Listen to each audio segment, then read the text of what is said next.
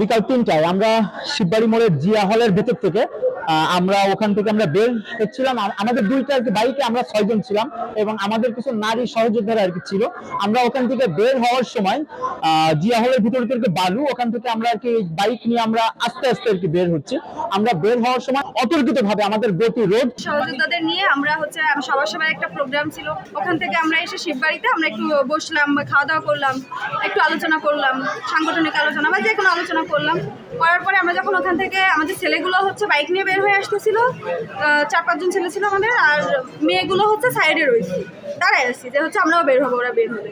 এখন যখনই আমরা বের হইতে গেছি তখনই একদল সন্ত্রাসী এসে অতর্কিতভাবে হামলা করলে ওইখানে আমরা যখন মেয়েরা সেফ দিতে গেলাম তখন মেয়েদের গায়েও নির্লজ্জভাবে হাত তুললো তারা এবং লাথি মারছে।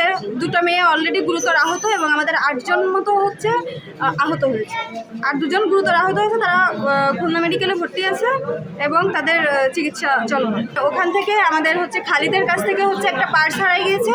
পার্সের ভিতরে 20,000 টাকা ছিল এবং বিভিন্ন দরকারি কাগজপত্র ছিল এবং আমার হাত থেকে ব্রেসলেট নিয়ে গেছে, আর নাজমুলের গলা থেকে চেন নিয়ে গেছে একটা স্বর্ণ। টোটাল এই আমাদের জিনিসপত্র।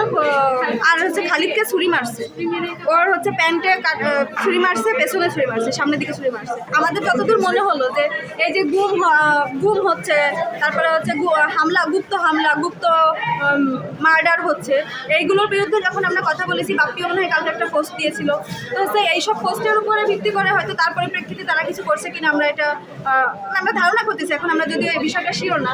গতদিনও আপনারা দেখেছেন যে মোল্লারহাটে একদল সন্ত্রাসী গ্রুপ আমাদের উপরে হামলা করছে, স্টুডেন্টের উপরে। ঠিক সেই একইভাবে যেহেতু আজকে আবারও হামলা হলো, এখন আমরা চাচ্ছি যে প্রশাসনের দৃষ্টি আকর্ষণ করছি যে প্রশাসন এটা খতিয়ে দেখে অপরাধীদের বের করে এবং শাস্তির আওতায়